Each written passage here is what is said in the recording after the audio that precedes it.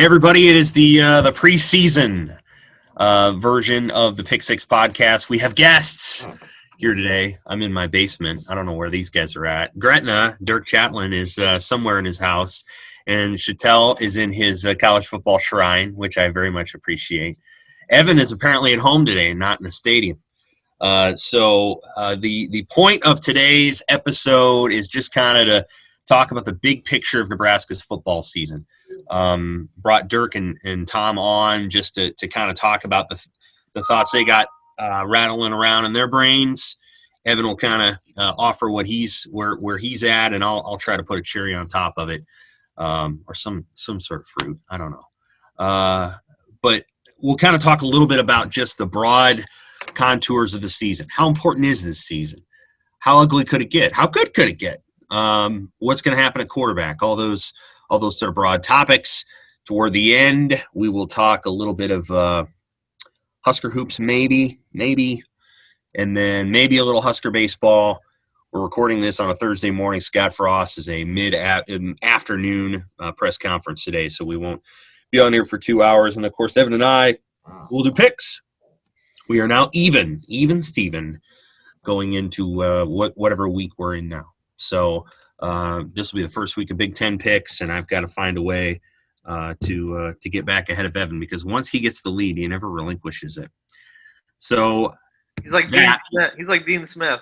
He is very much. Built to play from very true.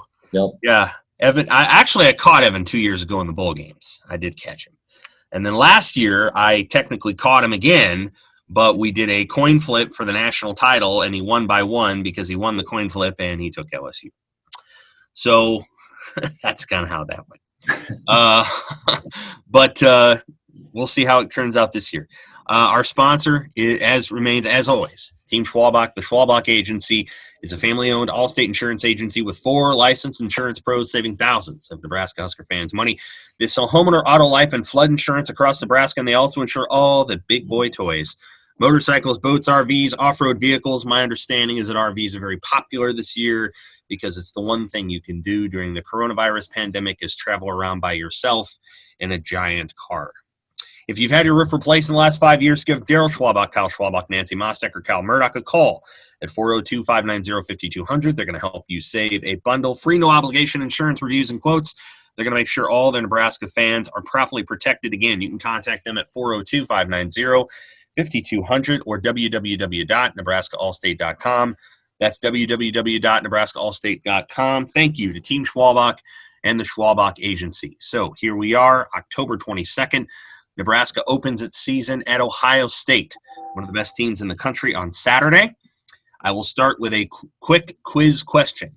How many times has Nebraska opened against a team that eventually won the national championship? Here, let me get my media guide. It's right here. Any guess? I would say 0. It is not 0. It's what I'm writing about for Friday, and I would say it is 2. One was 1940 against Minnesota. The other was 1978. Nebraska opened the season right after, I think, Labor Day at Alabama in Legion Field. They'd beaten Alabama the year before. They lose to Alabama 20-3 on opening night. Keith Jackson's calling the game. A record crowd at Legion Field, 78,000 fans there. Alabama goes on to win the national championship because Nebraska beats Oklahoma, which was also number 1 later in the season. And Nebraska and Alabama do not play each other again because Missouri beats Nebraska a week after Nebraska beats Oklahoma. So there would have probably been or potentially been a rematch between the two teams in the Orange Bowl or the Sugar Bowl. I'm not sure which one it would have been, where Alabama and Nebraska would have played each other again. So that was the last time it happened.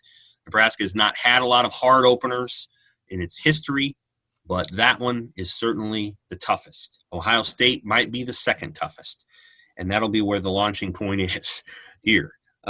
This season starts at a juggernaut. Ohio State's team last year was one of the best teams I've ever seen in college football history, and that goes back a few years, maybe not as far as Shatel, but it goes back a ways. I have a pretty good memory, and Ohio State was unbelievable last year. My understanding, just talking to Ohio State beat reporters, is they could be just as good this year. It's a daunting task for Nebraska to go in there, even if the stadium is empty. And I'm curious what people think about just the first game and how the emotions. Like, does it even feel like a first game? Does it feel like a game that you just want to get over with so that you can get on to the next game, so on and so forth? And anybody can start. Well, Sam, I'll start. The night that Nebraska played Alabama, I was in South Bend, Indiana, having watched Missouri upset defending national champion Notre Dame and Joe Montana. And I remember we were out and about in South Bend, and we came out of a bar, and we saw Joe Montana slumped up against a wall outside of a bar. That's my memory of South Bend that night. Good job, Joe. The next week, Alabama went to Columbia, Missouri. How about that schedule? Notre Dame and then Alabama. Mm-hmm. And Missouri led at halftime, and then they fell apart. And what I remember about that game was after the game, I had to go do the Alabama sidebar. I wanted to see Bear Bryant. So he did the post-game press conference on the bus, the team bus, where all the riders got on the bus and sat in their little seats. And then eventually Bear Bryant stepped up onto the bus with his tie undone and his hat, and he's smoking a cigarette. He grabs the microphone, and he goes, "Any questions?" and just starts growling into the microphone. For 20 minutes, we did a post-game interview on the bus. So that's my memory of 78. Ohio State, as good as they were last year, they couldn't beat Clemson. I mean, that was the national title. Draw. Right. I mean, who had the ball last, right? So that's right. I mean, LSU killed Clemson. So I think Ohio State is very good, but we haven't seen them yet. And they got a new defensive coordinator. Every year is different. Every team's chemistry is different. Ohio State's big and bad. We all know that. They're going to probably beat Nebraska by a lot. But I think that, this week is sort of a curiosity about Nebraska. Are we going to see Nebraska that played in Columbus 2 years ago? Or are we going to see that Martinez? Or are we going to see sort of a repeat of last year, which was a little bit of this, a little bit of that, and none of it very good. So I don't know. To me, this week is about, Matt Lubick, what do you got? Shenander, what do you got? Adrian Martinez, what do you got? Yeah, I think it's Martinez. Absolutely with Adrian. What do you think, Dirk? Well, first of all, I think last year impressed me with how Ryan Day, kept those guys focused every week in a way that Urban Meyer, frankly, did not. That's right. He got him. Yeah. They lose focus because they were so wound tight under Urban. Yeah. So I think, partly based on that, I expect Ohio State to play pretty well. But if there is a circumstance where Nebraska could go in there and give them a game, I think this is it. I mean, it's bound to be a little odd based on the environment. I think that's more likely to affect the home team than it is the road team. Mm-hmm. It's going to be odd for those guys playing a game in front of 105,000 empty seats. Much more odd than it will be for Nebraska, who doesn't do that every Saturday at the Horseshoe. So I think based on that and the first game of the season, I think Nebraska is going to have a real motivational edge. And frankly, I think it's a huge opportunity. I realize that's sort of coach speak, but I look at the first, month of this season as a way for, even if Nebraska can just steal one of these things, just get one. And I mean the big three. I don't mean Northwestern, but the other three. I think it's a huge opportunity for Nebraska to create some momentum. I mean, if you lose by 30 this week and you beat Wisconsin, everybody's going to be thrilled. So, I understand the schedule concerns and all that, but I think Nebraska has a real chance to create some momentum for itself early in the season. We may be talking about something different a month from now if they're 0-4, but I don't anticipate that to happen. I think I think Nebraska is going to be much better on offense, and I think the defense will struggle, especially Saturday. But Nebraska hasn't beaten somebody good for a long time, Sam. As you know, it's been too long since 2015. Since this team really beat a good team, a good opponent. 5 years. And this is a chance for them to sort of correct that and get a jolt of confidence that they haven't had for a long time. Yeah. Yeah. I echo you with the big three. I don't think that win will be this weekend, but I think by next week we'll know that Wisconsin isn't quite as good as they were last year. And I think we may know that about Penn State too. Penn State lost a lot. It's not their fault. I think they're going to rebuild a little bit on defense. They won't have a great defense. That's just my hunch. We'll see. Evan, what do you think? Yeah, I agree. I mean, I think this is kind of a house money sort of week, barring Nebraska getting dismantled the way that they did last year. If they're competitive into the second half, if you can look at certain aspects of the team and say, okay, they're getting better at this, and you can make a case moving forward that they can contend in the West. And I think, this is a situation where Nebraska can benefit. And, so many weird circumstances with the empty stadium. You look at on paper, I mean, Nebraska's got its entire offensive line back. Ohio State has got talent at that position, but they're virtually reloading there. Even some of the guys that they do have on the roster coming back aren't going to play in the opener because they're hurt. So, I just look at a lot of different positions that Nebraska has experienced that maybe Ohio State doesn't as much. You throw in the pandemic effect and such a weird offseason that this has been. And, I think there is an alternate universe or a sort of reality here where Nebraska can contend in this thing. But there's also one that if Ohio State gets up 7 to 14 points early, Nebraska makes a mistake and turns it over, that this thing could snowball. So, I look at that first and second quarter especially as really important for setting the tone. And if Nebraska can start strong, this could play out like 2018. But, man, if they don't, I think you might see a repeat of that 2017, 2019 sort of situation. So I think a lot of fans, the sentiment is just hang close. This isn't the measuring stick game for Nebraska. That's going to be against Iowa and Wisconsin and Minnesota, those West schools. So be competitive. Don't get embarrassed. Show some signs, and I think this season can really take off. Sam, I want to add one more thought.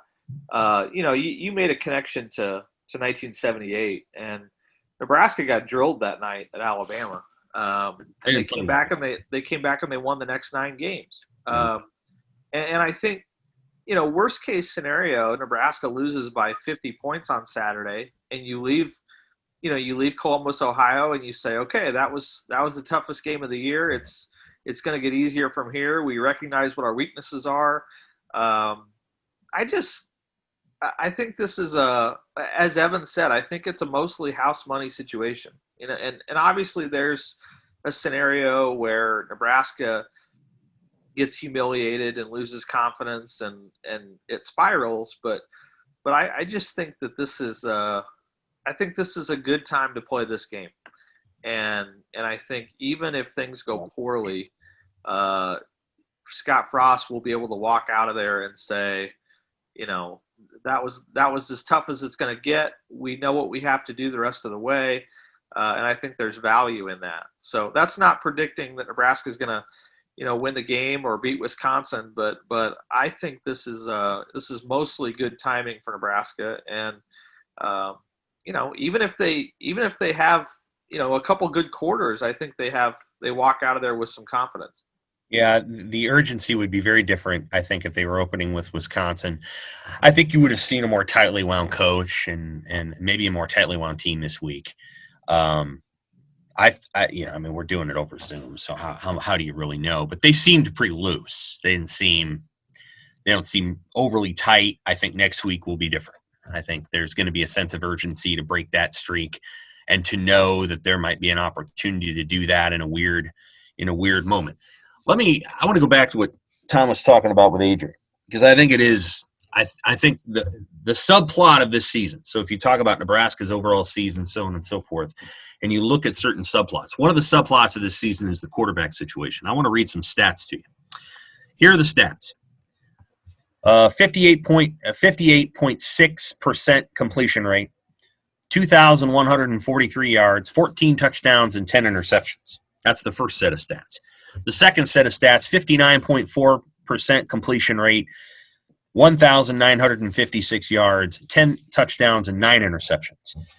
The second set of stats is by Adrian Martinez. The first set of stats, Zach Lee in 2009. When he went into 2010, he lost his job. He didn't even get a chance to keep it. I mean, he played a very good bowl game, best game of his career. He plays in the 2009 Holiday Bowl, and then he doesn't even get a chance to win his job in 2010. He's replaced in the opener by Taylor Martinez. Adrian Martinez has started 2 seasons at Nebraska. His first season was better than his second. And he's going to get a chance to what I would call earn and keep his starting job here through the first couple of games. I think it's very, very close between the two, but it was sort of a no-brainer to start Martinez because I don't think you bench him, then put a kid out there in a brand-new situation against the best team you're going to play all year, and then have him not play well. You're going to want to put McCaffrey in a situation where he can succeed, and Ohio State isn't the ideal situation. How well does Adrian Martinez have to play in these first couple games? The first game, and then the next game, and then at Northwestern, which is going to have a pretty good defense. How well does he have to play to continue to start drive after drive after drive for Nebraska? Well, that's a good question. The quarterback coach himself, Scott Frost, very interesting to see what he does with that because he understands there's going to be mistakes and there can be a fragile. The fragile psyche of the quarterback, especially with the guy breathing down his neck. But that they love McCaffrey. They would love to get him on the field. I thought about that, Sam, because say Martinez has a mistake, a turnover like last year against Ohio State, where he's kind of rushed out of the pocket and he throws the interception, and he tried to force it in there, and they were actually in the game at the time, and that sort of turned the tide. Okay, does something like that cause you to change quarterbacks? I don't think so. But how many of those is he going to get is the question. And I agree with you. You got to be careful where you put Luke in. I think they're going to use Luke, though. I think they're going to use him, and maybe even in this game maybe you put 2 quarterbacks in at once. Maybe you have a few plays for him where he does play quarterback. I think that's going to be interesting to watch, but I don't think they'll hesitate. I think they feel like they have to get something done this fall, whatever this 8-game season is, to set up next year. I think next year you have to have everything ready to go. And I think this is – we always talk about spring football being sort of a quarterback duel, who's going to start the next fall. I think this fall is kind of like that. We'll see. I think there's a lot of pressure on Martinez. But he's shown he can do it. He's shown he can handle the pressure. But I don't know. Last year just threw everybody for a loop, and you don't know how much the injuries caused that. I would echo a lot of what Tom said, but I think one point on which I disagreed from most people is that I don't think Adrian Martinez's freshman year was quite as flowery as the statistics indicated. I mean, that there was a lot of meaningless football in there. Nebraska was a bad team, and I don't put a whole lot of stock in what he did freshman year. The skills obviously translate, but in terms of doing it under high pressure situations, I just don't think there was a whole lot of at stake there. You were more skeptical than others. That's true. But I was shocked last year at times, not necessarily that Scott Frost stuck with him, but that he sort of excused Martinez's poor play. And obviously there were a lot of reasons, around Martinez why he didn't play well. Mm-hmm. But I think it was just almost strange at times how Frost defended Martinez. And I think only a former quarterback himself would have handled that situation the way Scott handled it. And that's not a criticism at all, because it's the most important, position on the field. And, Scott Frost has seen a lot of quarterback situations, and he understands the value of confidence. Right. But I think this is a year where there's going to be much less patience if Adrian struggles. And, obviously there's going to be circumstances that complicate it. If the snaps are going over his head, it's a different, you evaluate it differently. But I think the leash is much, much tighter this fall. And like Tom said, I think Nebraska needs to know who its starting quarterback is going into 2021. This is a true football season, but it's not. Let's face it. It's there's bigger ones coming for Nebraska, no matter what happens this fall. I mean, Scott Frost could go 0-9, and he's going to be the coach here a year from now. So I think 2021 is really important for the program, and based on that, I think Nebraska needs to know who its starting quarterback is going into that year. Yeah. Yeah, and I would add too, I mean, I think it makes a lot of sense that it should be Adrian. And Dirk, you kind of alluded to it, but there were a lot of things out of his control that kind of led to this down sophomore season that he had last year. I mean, he had the shoulder injury, the knee injury. He was getting erratic snaps from under center. The receiving group around him was not a strong suit of the team at all. He had no one really pushing him as far as a backup. So, there were a lot of other things, I think, that went into that, and Nebraska seemingly addressed a lot of those concerns in the offseason. So at the very least, I think it makes sense that you roll him back out and say, okay, what do you have now that those pieces around you are a little bit differently? But, you said, Sam, what does it take to have him earn and to keep that job? I think the other pieces that we all saw were a lot of missed reads, right? Like, we were in the press box how many times, and we're saying, oh, hey, there's somebody right over the middle of the field, and he maybe checked it down instead or didn't see that person. I think the other general criticism of him last year was he didn't have the burst of speed that he had as a freshman, where he could take off. That Colorado game in 2018, I mean, he looked like the real deal in terms of how he could get down the field and make plays with his legs, and we just didn't see a lot of that last year. So I think, if those pieces around him are better, if his reads are a little bit better, and maybe he's got some of that quickness back, I think that's the guy who can take off with this job. And if it's not the case, if those pieces around him weren't the reason for the struggles last year, then I think we find that out pretty quickly, and then this becomes maybe the season that's remembered as the time when Luke McCaffrey took the job and ran with it. Yeah, I think I'm going to use a golf term that tends to come up when you're wild off the tee. You're maybe in the trees, you're at least in the rough, maybe you're in the sand, and you're probably not going to get the score on the hole that you ideally had hoped for when you were on the tee. And that phrase is take your medicine. And I think Adrian Martinez, to maximize who he is as a player, has to be able to do that better. There's been too many instances in the last couple of years where 3rd and 16 or 3rd and 9 or something becomes a fumble or an interception or a big sack because you couldn't just make the 4-yard throw. You're trying to make the dude play. And football has not devolved, that's the wrong word. Football is doing pretty well, but it has shifted into this sort of dude culture. And it started with, hey, let's watch every running back hurdle people. That was the big thing 5 years ago. Look at that guy. He jumped 5 feet in the air and he jumped over somebody. Never mind that he might get hurt, or it probably wasn't that efficient a move. It looked cool.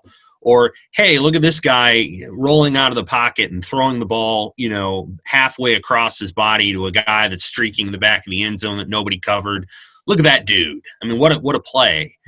And those are all fine. And there are a few players in this world, Aaron Rodgers and Patrick Mahomes primarily, who can do that stuff over and over and over again. And part of it's because they're tremendously gifted. They're beyond the gifts of even most quarterbacks. And what Mahomes and Rodgers can do throwing the ball, just technically and physically. But a lot of good quarterback play involves doing the smart, right thing consistently and not trying, deliberately not trying to turn it over. And too often, I think in the sport, there's guys quarterbacks just trying to do way too much. And there's times when you have to be able to reel that back. And if there's one thing that I think both of them, this is McCaffrey too, because I think we haven't seen enough of Luke to know what he would do in a situation like that. But it was the Achilles heel of Taylor Martinez, and it's the Achilles heel of a lot of quarterbacks, including Adrian, is you try to do too much and you create a turnover as a result. And Nebraska has to get better there, where they're turning the ball over once a game, max, preferably not at all. And they've got to get there. And in order to get there, you have to have quarterback play that is smart and safe, and basically like Zach Taylor used to play the position, or Joe Gans used to play the position. That's how you do it. And they haven't had enough of that. They've had a lot of dude plays from Tommy Armstrong and Taylor Martinez and Adrian Martinez over the last however many years, 10 years, but they haven't had a lot of solid, hey, let's just throw the ball to our running back kind of plays. And the more that they can get those, I think the better program they're going to turn out to be. So the next question is this, and it's a little bit of a loaded one. Sam, I just want to make two quick points. I'm sorry. Very quick. One, I just want to echo Evan's comment about mobility. Martinez, especially, but has to do more with his feet. I mean, this offense, well, he does. I don't quite agree with that, but I understand what you're saying. He's got to be more explosive. He's got to be more freshman year explosive with his feet than he was sophomore year. And two, Nebraska is not going to win a lot of recruiting battles against Michigan and Ohio State and Penn State and maybe not even Wisconsin and Iowa at this point. If this program is going to make a jump, it is going to be because they have one of the two best quarterbacks in the conference. Mm-hmm. And I'm not saying it has to be this year. I'm saying just that's the formula for Scott Frost to jump, is he's got to have a special quarterback, a top 5, top 10 guy in college football. Obviously, we thought they had that a year ago based on the Heisman odds, and it didn't play out that way. But it's just we can't hit that over the head enough, just how this is the transformative position in college football, and especially with this offense, in this program, in this conference, Nebraska's got to have an absolutely elite quarterback. And that should, when you're judging the progress of the program, I think you have to start with that standard.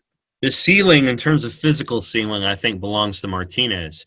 I think the question of who's going to do the right thing over and over and over again, who's going to be the Tanner Morgan of the program, because Tanner Morgan is not that physically gifted, but dang if that guy doesn't do what he's supposed to do for Minnesota. Who's going to be that guy? Like, you want to have the physical gifts. Justin Fields has those. And he also operates Ohio State's offense really well. But man, I'd settle for Tanner Morgan. I'd settle for a guy that does not turn it over, that makes the right reads, who throws to the tight end when the tight end is open, is not trying to look for the 60-yard pass every time. So I think you're going to see Martinez grow in that area, specifically in part because of Matt Lubick, who I think is kind of teaching these guys, hey, you need to throw the guys on their breaks, not after they're open, but on the breaks, and you need to maybe at times look short to deep and start thinking about the offense more as a 9-play drive instead of a 3-play drive where you're looking chunk, touchdown. Because the whole value of a no-huddle offense is you can rip off 8, 9, 9, 9, 9, 7 touchdowns. That's how those drives can work.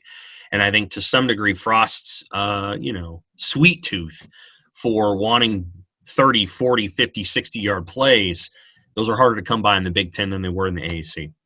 This is a question that's a little bit loaded, and I'll probably avoid it a little bit. But it speaks, I think, A, to the defense, because I think the talent there is still growing, and B, to the switch that they made on offensive coordinator. When you think about elite coaching staffs in college football, how close do you think Nebraska is to having that now? And do they have the kind of coaches? We've all been working on this 1970s series, and I think we've all learned from players in that 1970 team who believe they had the best coaching staff in college football. How close do you think Nebraska or Frost is to having all the guys that he wants in the roles that they want, and then making this team look a little bit more like Wisconsin and Iowa does on the field, a team that doesn't beat itself, a team that plays sound defense? I guess I'm going first. I don't know, because I think it's still early in their tenure or whatever. These guys are all still pretty young. A lot of these guys have not been on this level before. But man, I go back to that Peach Bowl. What I saw that day was real. Now that team had playmakers. They had talent, so speed. When these guys have that and they have a chemistry going, they're a pretty good staff. But when you got to build in a league that's hard, everybody can coach, then you find out how good everybody on the staff is. So I tend to say, let's wait a while, not too long, but let's give him a few years. You've already seen Frost make some changes. The key to me, Sam, is I know what he wants on offense, and he probably likes his offensive staff a lot right now. It's probably pretty set. But what does he want on defense? I mean, what kind of defense does he want? And can Eric Shenander give him that? And that's what I can't figure out. You just want a defense that's going to give some turnovers and give you the ball back, make some stops on third down so you get the ball back and score some more. Or do you want a lid, tight defense that's going to clamp down and try to pitch shutouts? Well, it's almost impossible today to do that. Although I don't think the offenses in the Big Ten are that explosive, to be honest. So I can't. I think before we, evaluate Shenander, what does Frost want, and then can Shenander give him that? And I saw this with John McBride over the years at Osborne. Osborne took all the best players on offense. He finally started giving McBride when he couldn't beat Florida State and Miami, and then Colorado started scoring on him. He finally gave Charlie some speed. So he's got to have to go through that. Maybe. I think it's really interesting how, if Frost, I'm trying to explain this in the way that it's bouncing around in my head, but if Frost had compiled this staff when he arrived at Nebraska, and had gone through 2 years of real bumpy, turbulence, I think you might have seen some bigger changes by this point. The fact that they had the success that they did at UCF, I think probably has a fairly lasting impression in his mind. That this is what they can do together. And I think that's interesting because in some ways that success at UCF is probably a little bit of a handicap at this point, because I'm not sure how much of that translates to this level. When you get into recruiting and it's just different when you're going against Temple versus going against Wisconsin, or going against, even Memphis and going against Wisconsin. And so I think that's got to be a real battle with not only with Frost, but with people who study this program. It's like, how much are we still, how much credit do we still give the staff, what happened at UCF, especially in that second year? Obviously it showed what they can do together. It showed the relational ability that they had to their players. It showed the sort of the innovation that they had on offense. There were a lot of positives that came out of that. And yet I wonder how long that is relevant. I wonder how much, going back to the leash, metaphor, I wonder how much leash that gives them compared to if they would have just been compiled brand new as a staff in 2018 when they got here. But, Sam, I think that's a good point. The one thing that, we went through this, of course, I wasn't quite here yet, but when the 70s, Osborne, it took him a few years to get his guys. He had Devaney's staff, and those guys didn't like him. They were jealous and mad at him, and they all got along somehow because they won. But he had to find his staff. The same thing with Frank Solich, and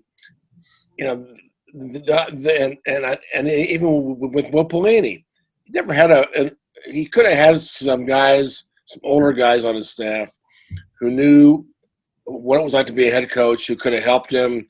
But no, he had to have his guys, and they were really inexperienced in some ways. I could Scott use an older defensive coordinator? Maybe. I think there's something to be said for that. So, but again, he's got to find his way, and it's everybody's along for the ride until he does. I would add that I think there are different lenses through which you can look at coaching staffs and evaluating them. Recruiting would be one, and it's kind of a mixed bag because Nebraska's had top 25 classes under Frost and this staff despite losing seasons, and I think that says something about what they're able to do. But at the same time, we're in year 3 here, and there are position groups that just haven't come along. Receiver being one of them, outside linebacker being one of them, where you're just like, it's not coming together maybe as you thought it might after 3 cycles. Player development would be another one. And I think it's again kind of a mixed bag where you can point to certain situations where guys really did thrive under this staff. I think of like Lamar Jackson.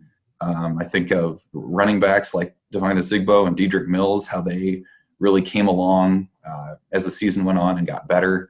But that's certainly not the case at every position. I think O-line, it probably is also the case where they've really stocked that up, and this is kind of a proving year for that. But I think that's another consideration. And then maybe the most shaky of the 3 so far for me would be game management and how have they adjusted in game. Sometimes that's hard to gauge, but it just doesn't seem like there have been a lot of examples in 3 seasons or in 2 seasons so far where Nebraska has made a demonstrative adjustment and really come back on an opponent. I can't really think of an example of that. A lot of close losses so far that you could attribute to other things too. So I think that's an area where maybe they're lacking a bit. So I don't know. I guess bottom line, it sure seems like they've got a lot of the pieces, probably not all of them at this point. But as Dirk said, you wonder, given what they did at UCF, what's the leash for that? Obviously, Scott Frost is very close with all of these guys, which is great until maybe a move needs to be made. And then we've seen examples in Husker history where maybe that's not the best thing either. So another example, I think, of where 2020 is really important. Yeah. I think he made a move last year at offensive coordinator. I think that was a sign that, okay, I've got to tighten this thing up a little bit. So, and the special teams deal. So, it's coming along slowly. I will say that last year, as bad as some things were, the physicality got better. They matched Wisconsin and Iowa. I really believed. Now, Minnesota was another story. That wasn't very physical, but they did I think get better. I'm anxious to see. I think that should continue to improve also. But when you take over a program, you take over somebody else's players. It either goes one or two ways. So sometimes you click, and the new guys respond, or it's a struggle. And I really felt like it's been a struggle with Riley's players in a lot of ways, to get those guys motivated and really to get them to really do what they wanted to. And so maybe chemistry will start being better. Yeah, it's possible. They keep They kept starting Riley's players last year, though. And they still wanted to redshirt the guys they recruited. I think that's okay, though. It is fun. But now I think Sam, you got to start winning. They've never allowed themselves a true rebuilding year. I think that's part of the, like there could never be a, and 2018 kind of was because they turned out to be 4-8, but there was never any sort of, it always had to be ascendant. And I think that's challenging. That's, I think, a pressure maybe they put on themselves to say, hey, you better get us in year 2. Well, year 2 didn't go so well. Now it's going to be a 5-year plan. That's all fine. However they want to do that it's fine. But as it relates to coaching, I would say this: the change in minute offensive coordinator was a big deal. We didn't process it, I don't think, as big of a deal because they hired a guy that Frost had worked with before. But I do think the guy that Frost hired is pretty different from Troy Walters in certain ways. And I think it isn't always going to be, I think there's probably some situations where people might say, well, Troy did it this way, and we kind of like that. I mean, I think Lubick's got a very different approach. It's very programmatic and organized. And I do think it'll get Nebraska into some good things this season, especially in red zone and 2-minute drill situations. More programmatic, more set. I think they'll do a better job there. Getting Mike Dawson back is a big deal for the defense. He and Chenander are really close, and I think he and Chenander click really, really well. He was probably the guy that was closest to Chenander in some ways on the original 2018 staff. Because he and Chenander worked together with the Eagles, and I think Chenander kind of recruited Dawson to that staff. That's, I think, a big deal. Brass tacks, though, you have to find a way to stop the run, and you have to find a way to stop the run. And you can't continue to put a defense out there that cannot do that and use, we got to get our guys thing like that. You have to find a way to scheme that to the point where maybe you're a little more vulnerable on the back end. Maybe your corners and your safeties have to play their rear ends off. Maybe you get beat a few times deep. Maybe that's a weakness.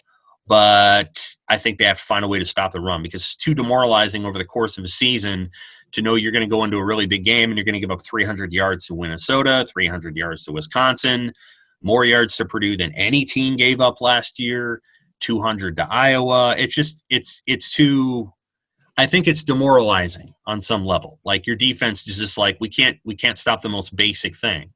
So I think you have to stop that in this league if you're going to be a good team. And if they stop that, and then they say, maybe you get beat a couple times for some deep throws, but you live with that because you're not letting a team like Wisconsin roll up 3 bills on you. So it won't matter. I think that much this week because Ohio State can beat you either way. They can run it down your throat or they can throw over the top of you, and they'll try to do both.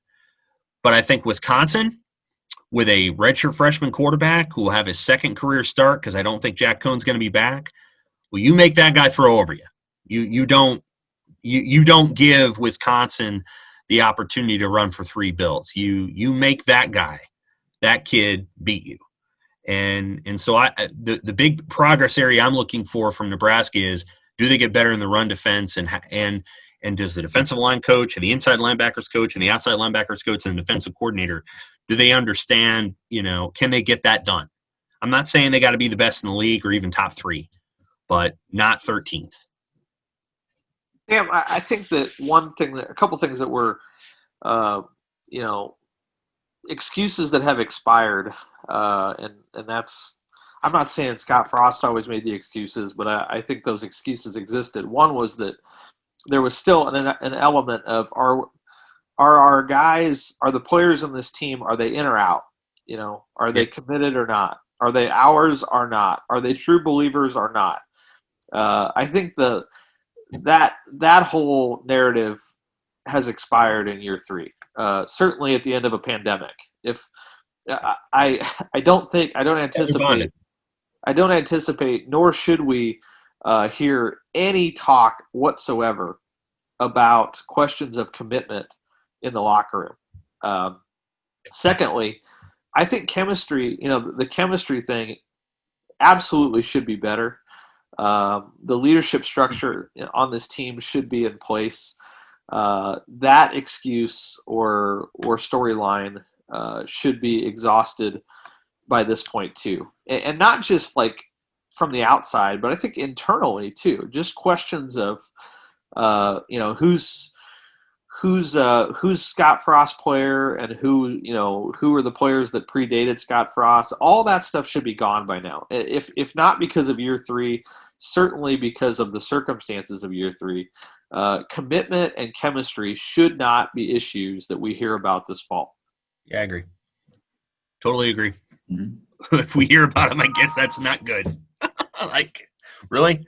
And I think even though people will look at it as a bad sign that 3 guys that signed in the 2020 class left, I don't, because better that they leave than stick around and not be happy and drag other people down. Like, it's on some level, it's Nebraska football is best when the kids who are here really want to be here.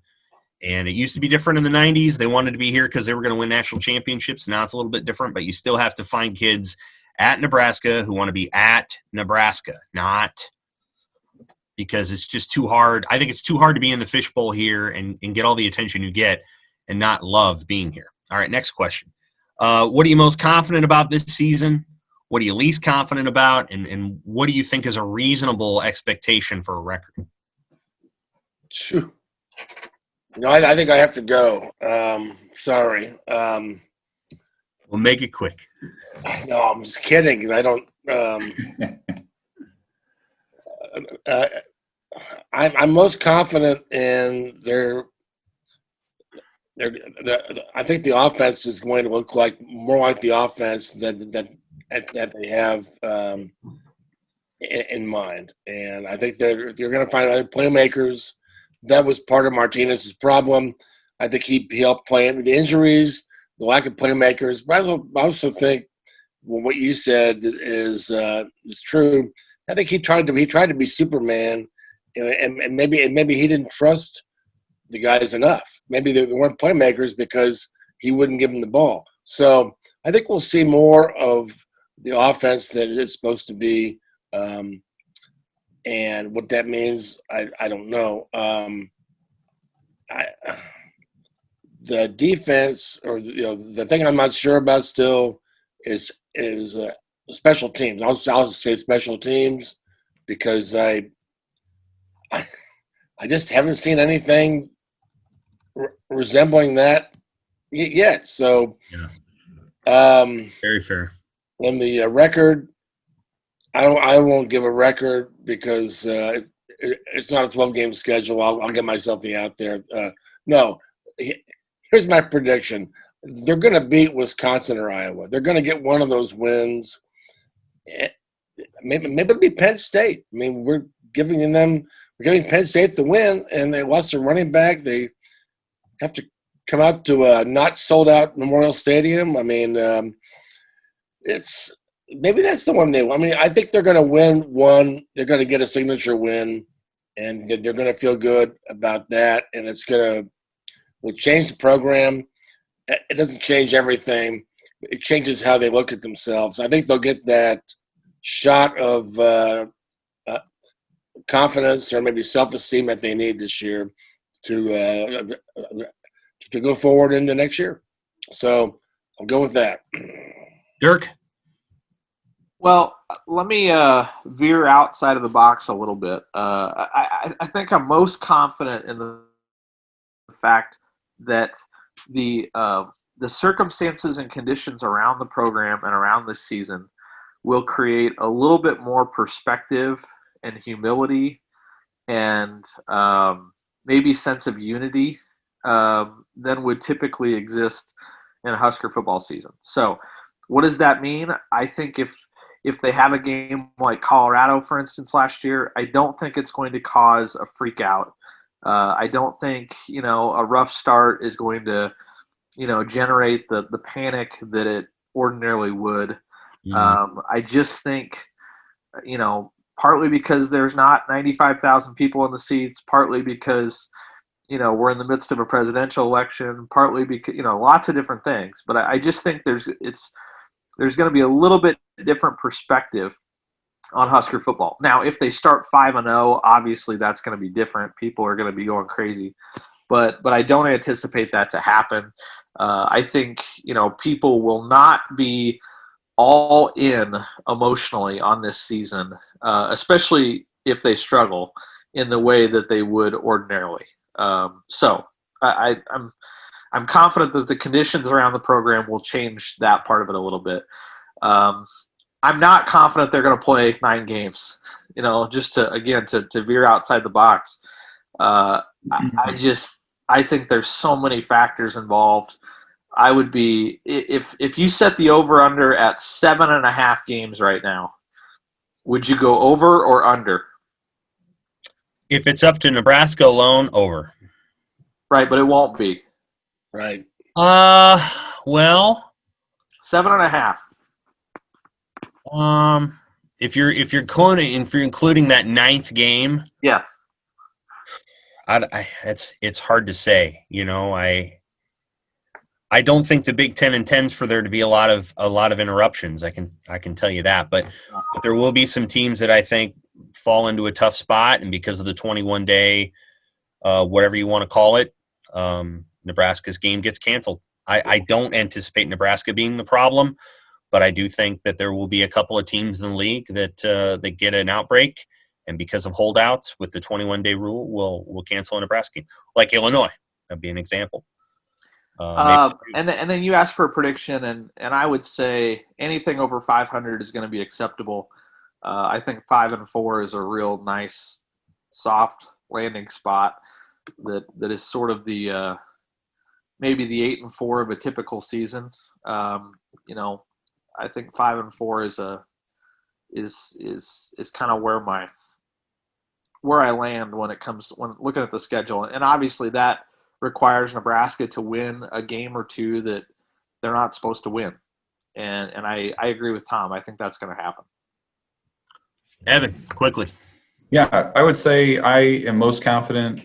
I'll get a little more specific in the offensive line. I think having Nebraska's stat on that from its sports information department said it was the first time since they went to the 2-platoon system in the 60s that Nebraska's had all 5 starters returning on that line. So not that they're going to start all 5 of those. Bryce Benhart's going to be that guy at right tackle, but I think that experience combined with Greg Austin and his new role coordinating the run game, I just feel like that's going to be a strength of this team this year for the first time in a long time.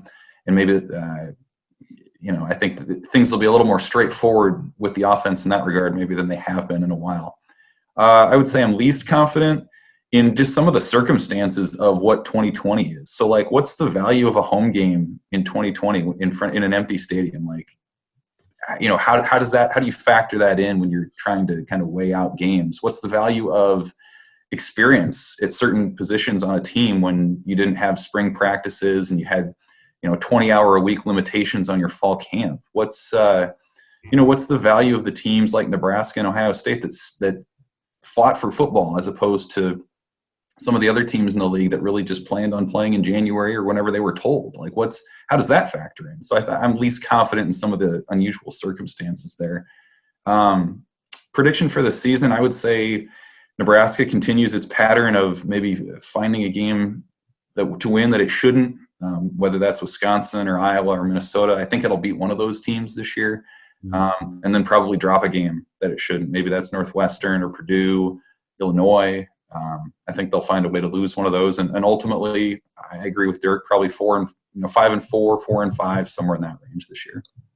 I'll commit to 4-4 because I don't know what the draw would be in the East. If the draw in the East is Michigan or Indiana, I think Nebraska may have a hard time beating either one of those teams at that point in the season. But if the draw was Michigan State, I'd feel pretty good about Nebraska beating them.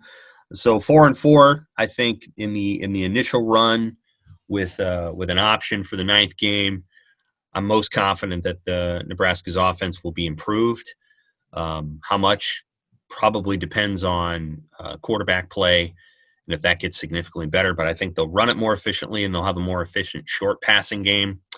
I'm probably least confident in Nebraska's defense being markedly better than last year, and I think some of that is because of the players that they're going to have to play, the inexperience that they have at some spots, and all it's going to take is 1 or 2 injuries or 1 or 2 COVID tests, and it's going to be they're going to be playing some young dudes. So I'm pretty confident they're going to be playing a lot of young players on defense, and they're going to take some lumps along the way. 4-4 is, I guess, my record prediction. Somehow that means they're going to beat Wisconsin, Minnesota, or Iowa, or Penn State, because I do think, although I'm kind of predicting they'll probably lose to Purdue, so I think they'll probably beat 2 of Iowa, Wisconsin, Minnesota, or Penn State. I think Penn State's going to be gettable. I think we'll find out by the time they play Penn State in week 4, that is a beatable team.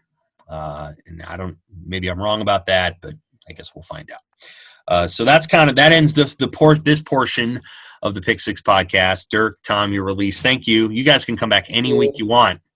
And so now Evan and I will transition into our picks. Do you guys have any final thoughts before you leave?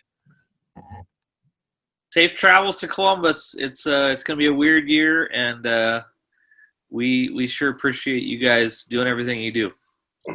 Thanks, man. Thanks, man. Thanks for having me. Don't forget to stop by Skyline Chili. That's where I always go when I go to Columbus. And Okay. we're also to go to that place called Chewy's. I hope some of those places are open. They're open. Yeah. And, It's Ohio. Yeah. I think they're open. I don't know. I don't know how safe all of them are, but I'm not saying Chewy's is unsafe. I'm just saying, you take your risks anytime you go into those restaurants. But that giant press box is going to be kind of lonely with only 40 people in there. There's only 10 on for Nebraska.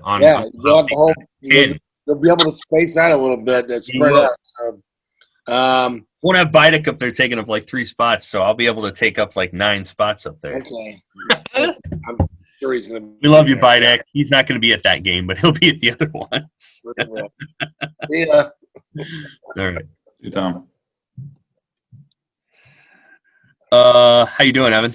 Hey, man. Doing well. I always appreciate the perspective of Dirk and Tom. Me too. Not just because they're, they have a grasp on the history of Nebraska football, but because they're not necessarily into the day-to-day like you and I are. Yes. You know what I mean? I'm working on some of the opponent preview stuff for Ohio State, and it's funny.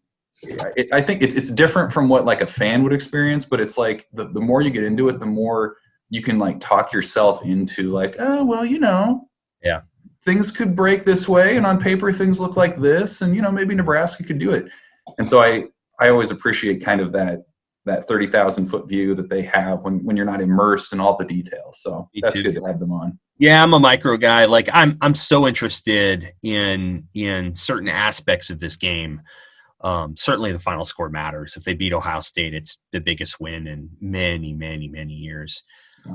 Don't anticipate they're going to beat Ohio State, but if they did, it would completely change the whole conversation about this season and the program and everything. So you always have an eyeball for that. But there's just so many little different things I'm really interested in. Interested to see how Bryce Benhart handles a good pass rusher, because Ohio State doesn't have bad pass rushers. Interested to see how that new defensive line works. Who they play, how often they play, the snap rotations, who holds their own, who gets knocked out of there, all that stuff. That's going to be fun to watch. So those little bits and pieces, and then I think everybody is going to be, looking at the wide receivers and going, what's going on here? What happened? But I think they're also going to see that group plays better than last year's group did. So you're going to see guys like Levi Falk and Wyatt Lever and Bennett Folker. These guys are going to play because they're going to do what they're going to block, and they're going to create room for Wandale Robinson and Dedrick Mills. So people will. We talk about these roles sometimes like it's a video game, and we talk about 4 stars and all this other stuff. But I'll tell you, Ohio State does a great job of taking 4 and 5 stars and putting them into these roles and having them execute at a high level. But Nebraska first has to catch Iowa and Wisconsin, and Wisconsin does a great job of taking low 3 stars and making those guys into those players. And that's where Nebraska needs to get first, because at the end of the day, you have to be able to beat teams that have comparable talent consistently before you can expect to consistently beat teams that have more. So, yeah, no doubt. Picks. Go ahead. No, I was just going to say, I was chewing on what Dirk was saying earlier about, if Nebraska were to get blown out, like how that may or may not affect the rest of their season. And I think there's just a lot of examples in recent program history where they lose a big game, sometimes in humiliating fashion, and that's just carried over into the next week or the next week after that. That's right. It would be fascinating to see how this weird year changes that. Like, I don't know. It's just something I was kind of thinking about as far as how it could affect the season. Obviously, the last 2 times Nebraska took it on the chin from Ohio State, the things kind of unraveled from there. And in the 2018 season, it was a little bit different. So, I don't know. Just something I was thinking about. Well, they played a hell of a lot better in 2018. I mean, they played like they should have won the game. And if they do that on Saturday, then they're going to go into Wisconsin like a house on fire. And they're going to be really confident. I think we'll see the whatever tighten very quickly after this game. Whatever happens in this game, if they win it, I mean, geez. But if they don't win it and they lose by 21 or whatever, next week will have a very different vibe to it, because Wisconsin is a game that I think Nebraska circles and they care about deeply and need to win. You need to win it in order to say something about yourself and about the division you're in, and it'll take on a very different level of importance. I think we'll see that. I think they don't have much to lose this week playing with house money. On to the picks. Illinois at Wisconsin, Friday night. Wisconsin. They have some question marks. I think it'll be a decent game, but Wisconsin. North Carolina State. North Carolina's human. They lost to Florida State. NC State's better than Florida State. And the NC State's debuting its Blood Moon uniforms. Yeah, true. Give me UNC. I'm going to take the Wolfpack. Okay. And Tim Beck, offensive coordinator there. Oklahoma at TCU. Oh, man. What do you get with Oklahoma week to week? What do you get with TCU? Man, that's true. They haven't been consistent either. Give me the Sooners. I'll take Oklahoma too. Yeah, TCU did not play well against Iowa State, and they played like crap against Kansas State. Yeah. Auburn at Ole Miss. Man. Ole Miss. I'm out on Auburn after last week. I'm going to take Auburn. Bama at Tennessee. I'll take Alabama. I assume you will too. That's a reflexive move at this point, yes. Iowa State at Oklahoma State. We don't know what Oklahoma State is other than they're number 6 or number 8 in the country. I'm not a believer. Give me Iowa State. Yeah, I have no idea. I mean, it's very hard to determine what Oklahoma State is and is not. But I'll take them. I mean, they beat Tulsa, and Tulsa seems to be a good team. Weird. Iowa at Purdue. I'm going to take Purdue. I don't really care that Brian Brom is their coach.